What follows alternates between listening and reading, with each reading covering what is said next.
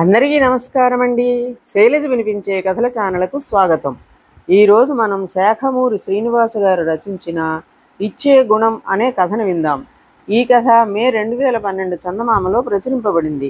నందగిరి రాజు మహేంద్రుడికి ఒక పర్యాయం తన గురువు వేదనాథుడు జ్ఞప్తికి వచ్చాడు. గురువు గారి బోధన వల్లనే విజయవంతంగా రాజ్యపాలన చేస్తున్నాననే ఎరుక అతనిలో కలిగింది. గురువును సత్కరించడం విధిగా భావించి గురుకులానికి వెళ్ళాడు. తన మనసులోని మాటను చెప్పి సగౌరవంగా సభకు ఆహ్వానించాడు. శిష్యుని కోరికకు వేదనాథుడు కాదనలేకపోయాడు. రాబోయే గురు పౌర్ణమి నాడు వస్తానని మాట ఇచ్చాడు.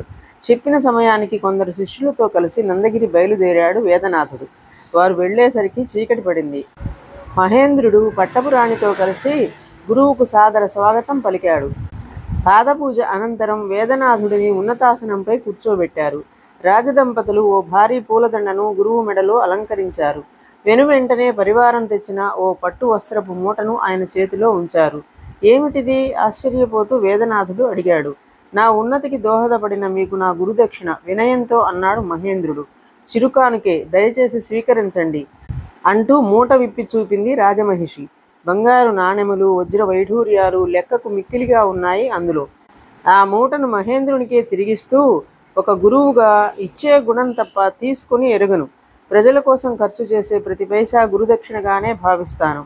నా అంతరంగం నీకు అర్థమైందనే భావిస్తాను గంభీర స్వరంతో చెప్పాడు వేదనాథుడు. గురు పౌర్ణమి నాడు గురువు తనకో నూతన పాఠాన్ని బోధించాడని భావించిన మహేంద్రుడు ఆ సొమ్మును ప్రజల శ్రేయస్సుకే వినియోగించాడు. ఇదండి కథ. ఈ కథ మీకు నచ్చినట్లయితే లైక్ చేయండి, షేర్ చేయండి, కామెంట్ చేయండి, సబ్స్క్రైబ్ చేసుకొని నన్ను ఎంకరేజ్ చేయండి. నమస్కారం అండి.